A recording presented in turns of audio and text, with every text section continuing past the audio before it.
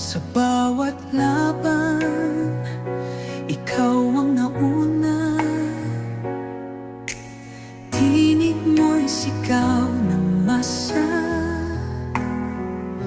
Ngayong ikaw ay hinahatulan ng dayuhang walang alam.